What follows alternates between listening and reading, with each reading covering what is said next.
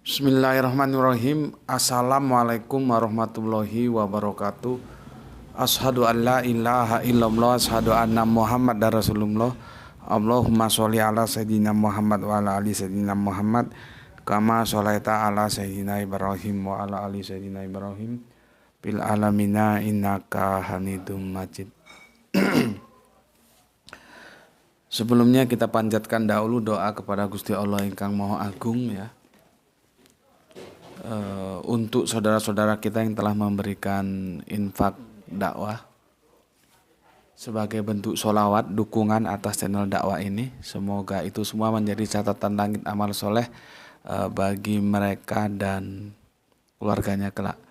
Begitu juga untuk seluruh PW terkasihku dimanapun kalian berada. Terima kasih atas anti skip, anti download dan peran sertanya dalam men-share channel dakwah ini. Begitu juga atas doa-doa baiknya aku ucapkan terima kasih. Semoga kebaikan doa itu juga tercurahkan untuk kalian semua. Amin amin ya robbal alamin. Di sini lagi gelap dan lagi mendung. Selesai hujan tapi mendungnya belum juga habis dan dingin ya. Bismillahirrahmanirrahim.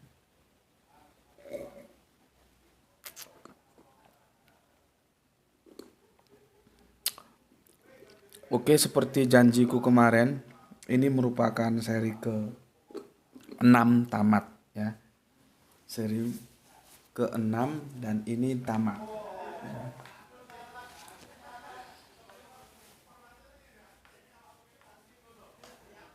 Ini seri ke-6 tamat ya. Ini sudah selesai semua.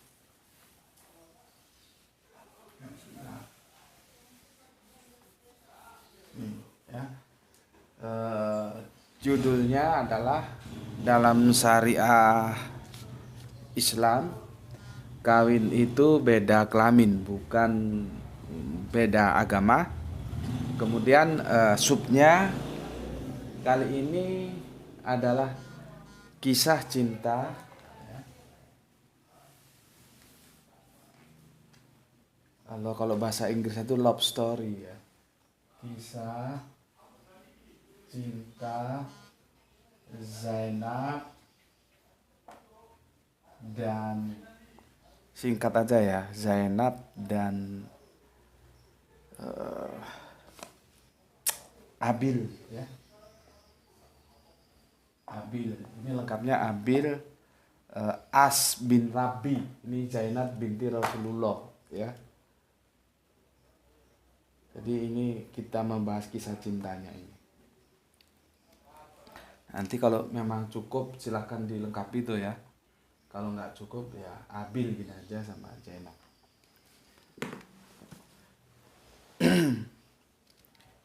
Terjadi sebuah peristiwa yang seharusnya tidak begitu ya.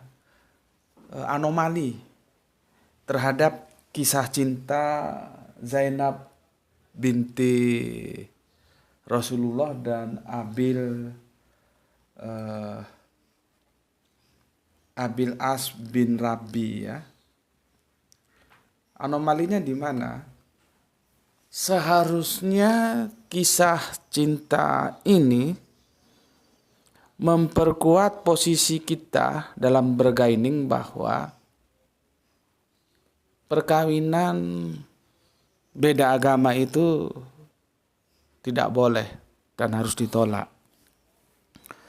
Tapi faktanya di media massa justru kisah cinta perkawinan putri Rasulullah ini dijadikan sebuah amunisi ya bagi mereka yang liberal untuk mengatakan bahwa Kanjeng Nabi Muhammad sendiri pun welcome atau menerima perkawinan beda agama.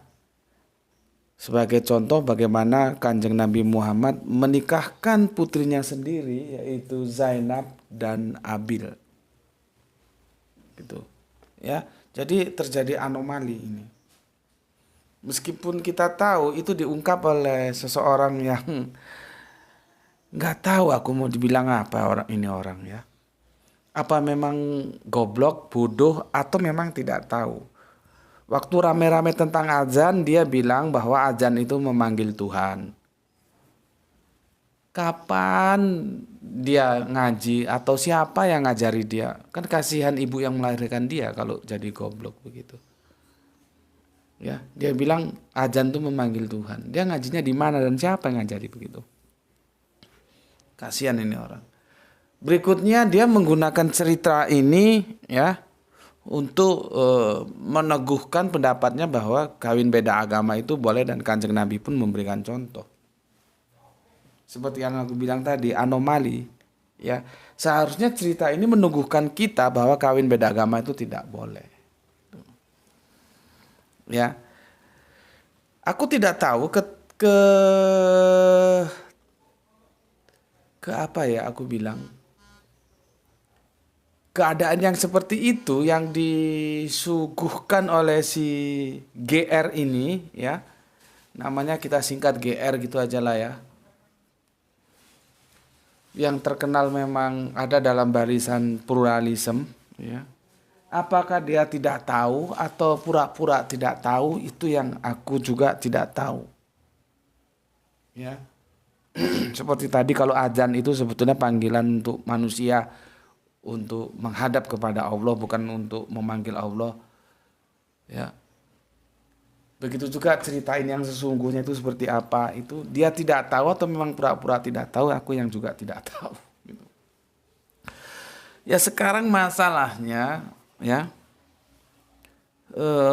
peran media massa itu sangat begitu dahsyat ya dalam memblow up siapa yang mau diviralkan gitu. Begitu dia di blow up oleh media massa akhirnya viral. Ya. Khususnya dalam kali ini bahwa perkawinan beda agama itu menjadi bisa ya dibenarkan oleh cerita ini oleh dia. Yang aku herannya begitu, yang percaya ya banyak itu. Coba. Ya, yang ngikuti ya banyak, yang percaya ya banyak sama ceritanya itu gimana. Itulah ya. Makanya hati-hati ya. Tapi ya bagaimana lagi ya. Semua terserah kalian mau ikut yang mana. Ya.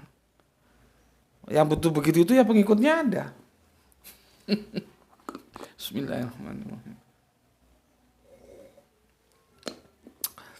Kita santai saja karena kita akan bercerita tentang kisah cinta. Tapi sebelum aku menceritakan kisah cinta ini, aku akan menukil beberapa kisah cinta ya.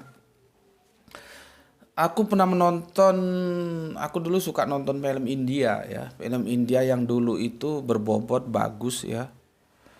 Begitu juga aktor aktrisnya ya, begitu juga sutradaranya, begitu juga musiknya. Musiknya itu ada R.D. Burman atau Rahul Dev Burman, terus ada lagi Laksmikan Pyariral, itu aransemen musiknya bagus-bagus ya. Dulu masih zamannya Hema Malini, itu bagus-bagus ya. Ada Netu Singh, ada Sasi Kapoor, Rishi Kapoor, Jitendra, Dharmendra. Itu masih era-era kemasan. Ada Rajesh Khanna ya. Ada Vinod Khanna, itu bagus-bagus. Aku dulu suka. Belum ada lagi Amitabh Bachchan ya. Ada lagi Menak Singh Seswadari. Ada lagi siapa? Rake ya. Ada lagi siapa? Phonam Dillon ya, banyak. Kalau yang menjadi figuran tapi terkenal itu Helen ya. Kalau Hema Malini jelas ya, dia qualified ya. Seperti Amitabh Bachchan juga. Itu aktor dan aktris India. Jadi India itu produksi film terbesar setelah Hollywood ya. Jadi Hollywood baru Bollywood. Disebut Bollywood, Bombay. Ya. Aku pernah nonton sebuah film India ya.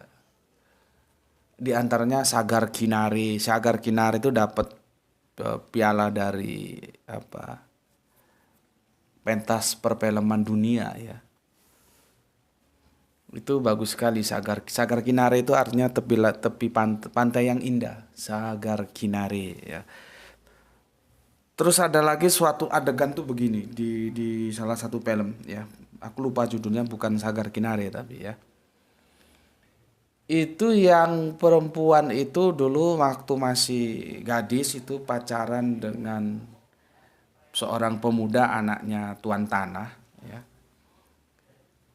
Tapi takdir berkata lain, akhirnya cinta itu tidak berlanjut sampai ke pernikahan. Mungkin karena strata kehidupan yang tidak selevel ya. Si gadis anak orang nggak punya, sementara yang laki anaknya tuan tanah. Kemudian cinta itu kandas dan si gadis ini dinikah oleh seorang petani miskin. Ya. Tapi dia adalah seorang pejuang. Ya. Kemudian si pemuda anaknya yang orang kaya ini ya melanjutkan petualangannya. Akhir cerita si suami dari si gadis ini itu dipenjara ya. Ya karena fitnahan ya, biasalah perebutan tanah itu ceritanya ya. Ketika suaminya dipenjara, datanglah bekas pacarnya yang anaknya orang kaya itu ke rumahnya, yang maksudnya akan mengajak si gadis itu untuk pergi, untuk lari bersama dia. Ya, untuk berselingkuh lah gitu kasarannya ya, karena suaminya sedang ada di penjara. Yang anaknya orang kaya justru datang dengan kesederhanaan kan ya tidak mungkin. Dia datang dengan kemewahan dan menunjukkan kekayaannya dan mengajak untuk bekas pacarnya dulu yang sudah menjadi istri orang untuk lari gitu. Tapi dahsyat sekali itu adegannya di depan pintu gitu ya. Apa jawab si gadis ini yang tentunya sekarang sudah tidak gadis, sekarang sudah menjadi istri orang ya. Ketika diajak lari oleh bekas pacarnya, dia bilang begini. Ini dengar ini, yang perempuan-perempuan dengar supaya otakmu itu bisa nancep pesan yang aku mau sampaikan dan itu menjadi sebuah nilai bagi kehidupanmu bahwa wanita itu punya harga ya. Ketika dia mau diajak berselingkuh, dia bilang begini sama bekas pacarnya yang anak konglomerat itu, tuan tanah ya. Perhatikan kata-katanya begini, itu adegannya di depan pintu. Jadi yang laki itu nggak boleh masuk rumahnya sama yang perempuan, meskipun dia dulu bekas pacarnya ya. Padahal pada saat itu tidak ada orang, suaminya dia sendiri sedang dipenjara ya karena difitnah oleh tuan tanah. Ketika si perempuan ini mau diajak lari, dia jawab bahwa ini dengarkan khususnya yang soleha-soleha ini dengarkan supaya kamu tahu bahwa nilai kesetiaan itu tinggi ya. Jawab si perempuan itu, debu di bawah telapak kaki suamiku lebih berharga daripada emas di tanganmu. Paham ya? Dengan serta-merta malu itu bekas pacarnya yang anaknya konglomerat itu dan dia pergi. Jadi begitu, kesetiaan itu mahal. Dan semakin perempuan itu menjaga kesetiaan, dia semakin berharga. Tapi kalau dia tidak menjaga kesetiaan, dia bisa lari dari satu pelukan laki-laki ke pelukan laki-laki lain, maka dia tidak lebih dari sampah yang berbau, najis. Gitu loh. Ya. Jadi semakin dia menjaga kesetiaannya, dia semakin berharga di hadapan keluarganya, anak-anaknya, suaminya. Tetapi kalau dia tidak menjaga kesetiaan, maka dia tidak lebih dari sampah yang berbau. Ya, itu jawaban dari si wanita itu, bahwa dia katakan sekali lagi supaya kamu ingat, debu di telapak kaki suamiku lebih berharga daripada emas di tanganmu. Ya. Oke, itu cerita sebuah kesetiaan. Cerita kesetiaan itu ada kalau di Inggris sana namanya Romeo and Juliet. Kalau di Cina ada namanya Sampai Ingtai. Kalau di Arab ada namanya Gais dan Laila. Maka nanti ada Laila Majnun ya. Gila itu jangan dipahami gila harafiah ya. Setelah itu di tanah Jawa ada Bandung, Bondowoso dan Roro Jonggrang. Ya. Di Mesir ada lagi Cleopatra dan Mark Antony. Ya. Kemudian ada lagi ya era kerajaan di tanah Jawa, Resi Ajar Windusana dan Diah Kasmala. Terus ada lagi di tanah Jawa itu banyak legendanya, ada Ande-Ande Lumut dan Kelenting Kuning. Kita lari ke belakang, jauh ke belakang ke era pewayangan, ada yang namanya Rama Sinta. Itu semua cerita-cerita kisah tentang kesetiaan antara pasangan yang telah mengikat janji untuk setia. Ya, oke. Kalau kita lari ke perspektif teologis, itu kan tadi legenda sosial ya. Kita ke teologis, dari sosialis ke teologis ya. Kita akan mengingat bahwa bagaimana indahnya kisah cinta Kanjeng Nabi Yusuf dan Zulaikha. Kita akan dengar bagaimana syahdunya kisah cinta Kanjeng Nabi dan Bunda Khadijah. Yang pernah aku katakan, Kanjeng Nabi tidak segan-segan mengakui bagaimana dukungan Ibunda Khadijah, sampai ketika senja hari nggak seperti biasanya wajah Ibunda Khadijah itu dilihat saja, sampai Bunda Khadijah malu dan bertanya, "Mengapa engkau melihat aku seperti itu, wahai Rasulullah?" Maka Rasulullah menjawab, "Kalau tidak karena engkau ya Khadijah, aku tidak menjadi nabi."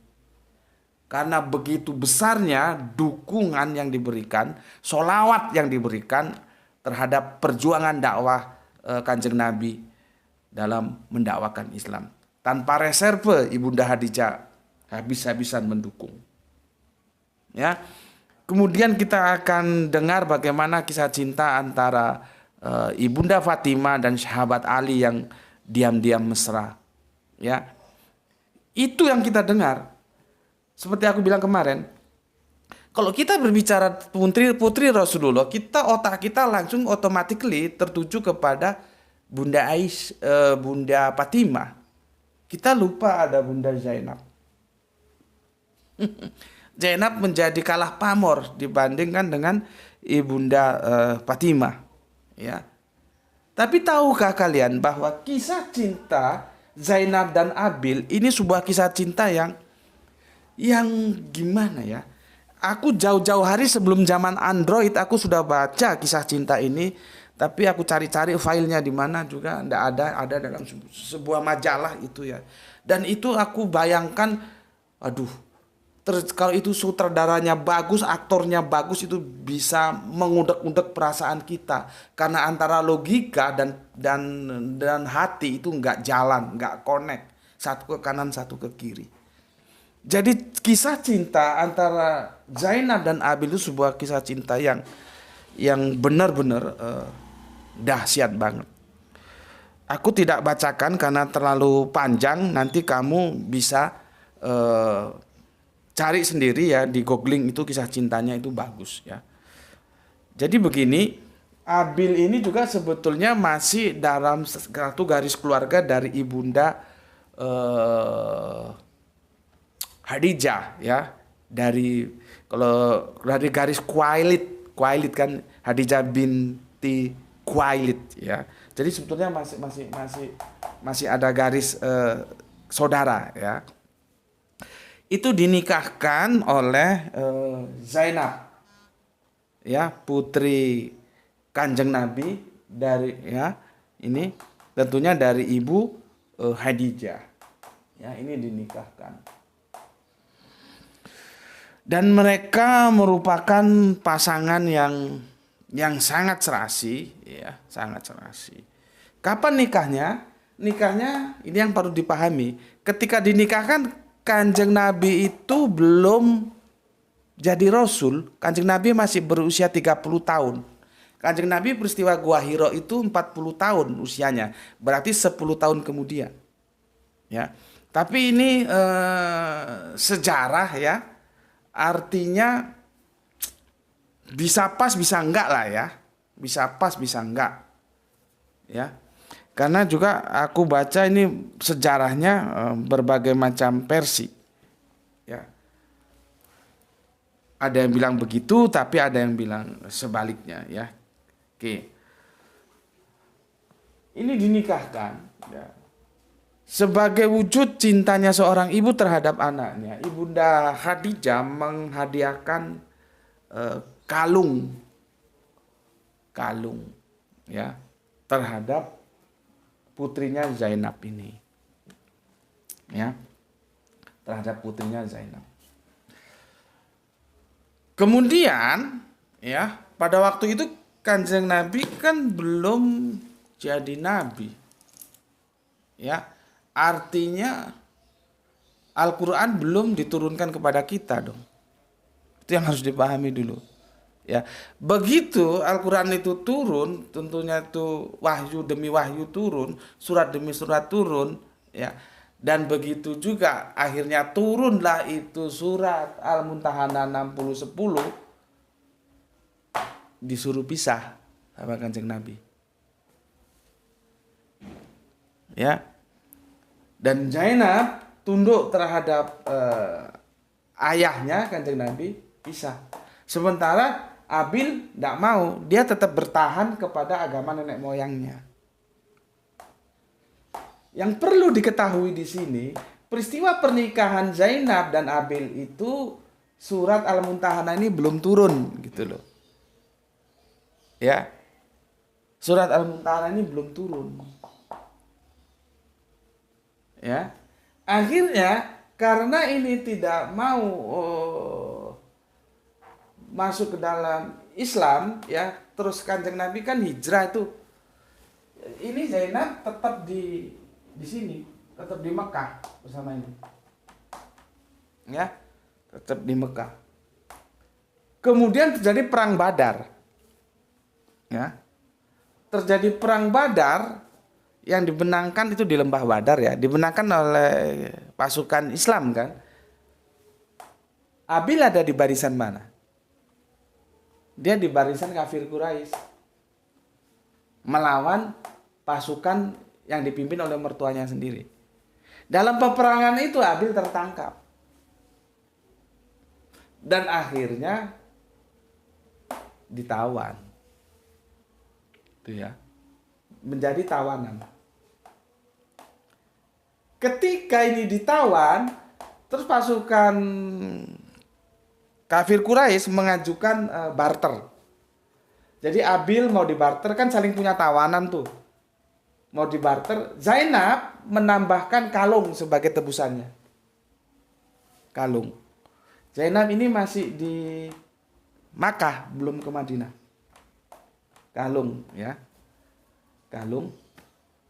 Dan ketika itu aku baca itu beberapa tahun lalu itu aku sampai gimana ya, aku nggak tahu perasaan Kanjeng Nabi saat itu bagaimana ya, karena ketika tebusan itu disampaikan ke Kanjeng Nabi oleh para sahabat serdadu gitulah ya, kan itu suasana perang. Kanjeng Nabi tahu bahwa itu adalah kalung dari istri tercintanya, yaitu Ibunda Khadijah, yang itu dihadiahkan kepada putri tercintanya Zainab. Coba. Logika nggak jalan dan perasaan. Di situ terjadi pertarungan antara perasaan, bagaimanapun Zainab ini adalah putri tercintanya, anak dari istri tercintanya Khadijah, dan itu terjelas ada ketika kalung itu ditunjukkan, memori itu hadir kembali. Coba. Sementara agama melarang keras perkawinan campur antara Islam dan musyrik, kafir. Tapi akhirnya Kanjeng Nabi berkata kepada serdadu-serdadunya, ya kalau kalian mau mengembalikan kalungnya, artinya jangan diterima tebusannya, dan mengembalikan kalungnya dan melepaskan ini, maka lakukanlah. Gitu. Jadi Kanjeng Nabi tidak langsung lepaskan dia, kembalikan kalungnya, enggak begitu. Kanjeng Nabi tetap dengan style musyawarah. Kalau kalian mau bebaskan dan mau mengembalikan kalungnya, lakukanlah. Akhirnya dikembalikan kalungnya dan ini dibebaskan. Jadi nggak jadi untuk tebusan kalungnya itu.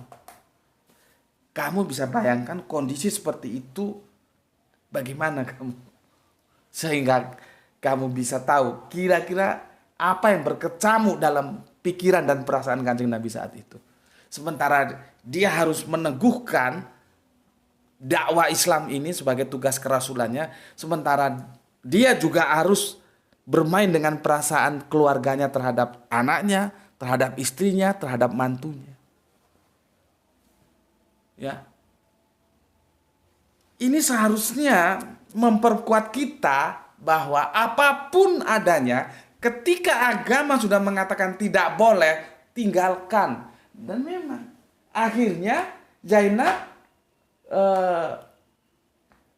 setelah ini kembali ke Makkah, ya, Zainab ini berangkat ke Madinah, pisah mereka, berangkat ke Madinah, dan ini tentunya bersedih hati karena mereka saling cinta. Terus ini mengutus masih saudaranya, tolong kawal Zainab. Kamu tahu bagaimana posisi Zainab dalam hatiku, ya, jaga dia baik-baik, ya. Utusan dari abinya telah menunggu di perbatasan. Akhirnya diantar. Dan terpisahlah mereka. Terpisahnya itu tidak tanggung-tanggung. 6 tahun terpisah.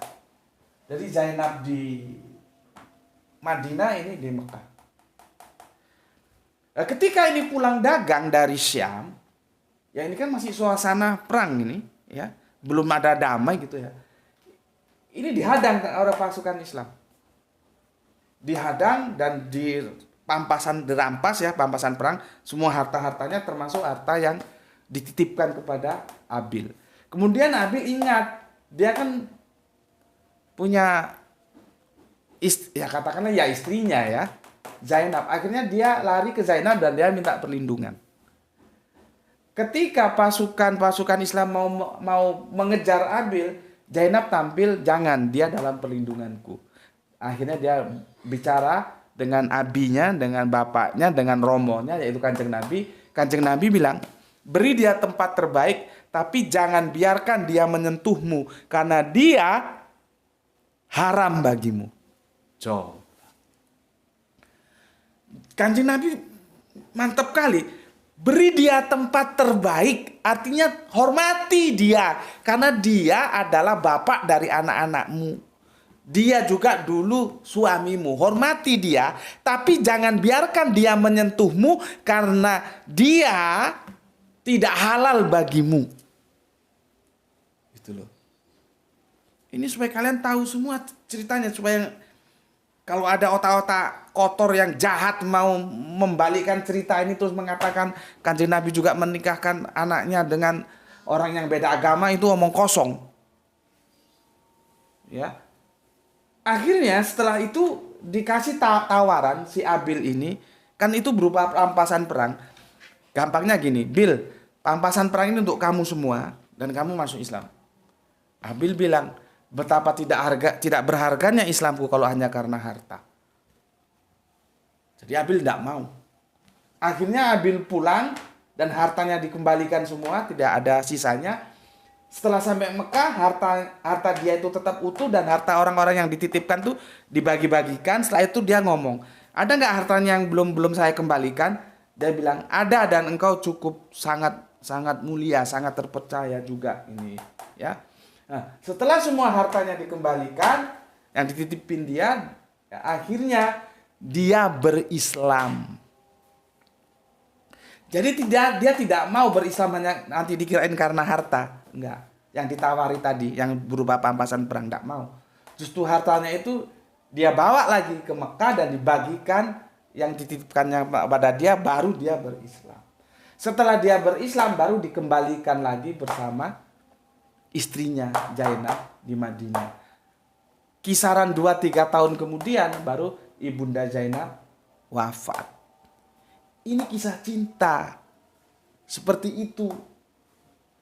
Jadi kalian harus tahu ya, kenapa Kanjeng Nabi mau mengizinkan pernikahan antara Zainab dan Abil? Karena aturannya surat Al-Muntahan 60-10 itu belum turun.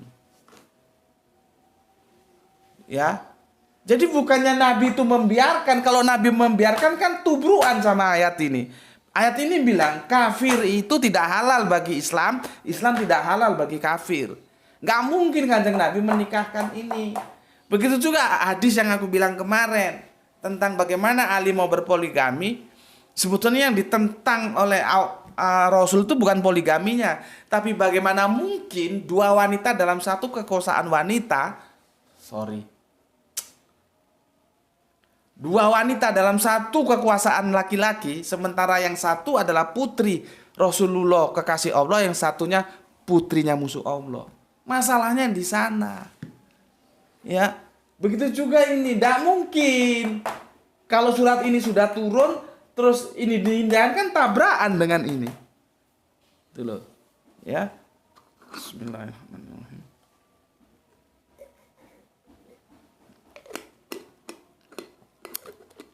Ini sudah mau masuk maghrib ya. Sudah berapa lama? Dan sudah setengah jaman. Tapi intinya sudah kena ya. Kenapa Kanjeng Nabi menikahkan Zainab dan Abil? Padahal yang satunya putri Kanjeng Nabi, pembawa Islam, yang satunya adalah musyrik. Ya. Jawabnya pertama, karena surat ini belum turun. Ya, ini yang nggak diceritakan oleh si liberal tadi itu. Dia hanya mengcopy dan mengatakan tuh Nabi Muhammad aja menikahkan putrinya yang dikasihi dengan laki-laki musyrik. Dia tidak tahu bahwa pernikahan itu sebelum ini turun. Jadi anakronisme yang dia alami itu dia tidak paparkan demi mendukung paham plural yang dia mau pasarkan. Nah ini teman-teman Islam kalau tidak tahu kronologis ceritanya ya kalian bisa termakan. Akhirnya oh iya ya, Zainab dinikahkan dengan musyrik. Iya memang dinikahkan, tapi kapan itu terjadi dan kapan surat Al-Mumtahanah ini turun gitu loh, ya. Dan sekarang kamu sudah jelas bahwa pernikahan itu sebelum larangan ini turun. Ya. Oke. Ini edisi tamat ya, seri ke-6. Semoga ada sebuah pencerahan yang bisa kalian dapatkan ya. Ini sejarah itu artinya relativitasnya tinggi dan aku banyak baca dari berbagai sumber.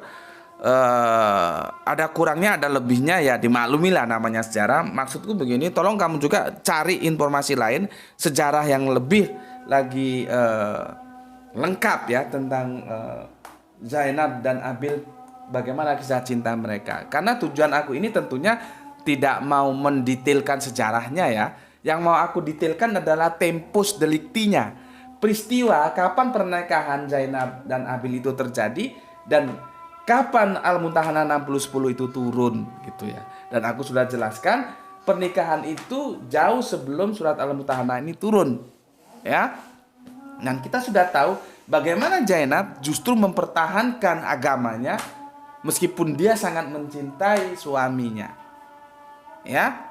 Tapi Allah punya skenario bagus, akhirnya Abil mau menerima Islam dan mereka dipertemukan kembali.